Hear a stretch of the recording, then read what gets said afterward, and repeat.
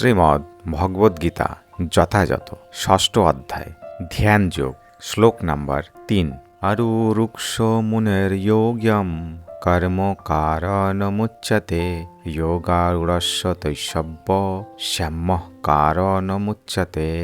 শব্দার্থ: অরুরুক্ষ আরোহণ করতে ইচ্ছুক মুনির যোগম অষ্টাঙ্গ যোগ কর্ম কারণম কারণ উচ্যতে বলা হয় যোগ অষ্টাঙ্গ যোগ আরূঢ়স্য আরূঢ় হয়েছে তস্য তার এব অবশ্যই সাম্য সমস্ত কর্মের নিবৃত্তি কারণম কারণ উচ্যতে বলা হয়। অনুবাদ: অষ্টাঙ্গ যোগ অনুষ্ঠানে যারা নবীন তাদের পক্ষে কর্ম অনুষ্ঠান করাই উৎকৃষ্ট সাধন, আর যারা ইতিমধ্যেই যোগরূঢ় হয়েছেন তাদের পক্ষে সমস্ত কর্ম থেকে নিবৃত্তি উৎকৃষ্ট সাধন। তাৎপর্য: ভগবানের সঙ্গে যুক্ত হওয়ার পন্থাকে বলা হয় যোগ।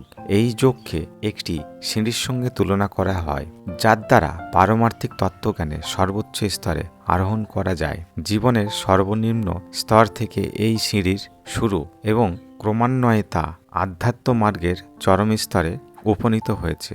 উচ্চতার ক্রম অনুসারে এই সিঁড়ির বিভিন্ন অংশের বিভিন্ন নাম আছে, কিন্তু সম্পূর্ণ সিঁড়িকে বলা হয় যোগ এবং সেটি 3টি ভাগে বিভক্ত: জ্ঞানযোগ, ধ্যানযোগ ও ভক্তিযোগ। এই সিঁড়ির প্রথম ও সর্বোচ্চ সোপানকে যথাক্রমে যোগারূঢ় ও যোগারূঢ় স্তর বলা হয়। অষ্টাঙ্গ যোগের প্রাথমিক স্তরে নিয়ন্ত্রিত জীবন যাপনের মাধ্যমে আসন অভ্যাস করে ধ্যান করার প্রচেষ্টাকে সকাম কর্ম বলে গণ্য করা হয়। এই সমস্ত ক্রিয়ার প্রভাবে ক্রমশ ইন্দ্রিয়গুলিকে নিয়ন্ত্রণ করার জন্য পূর্ণ মানসিক সমতা লাভ হয়।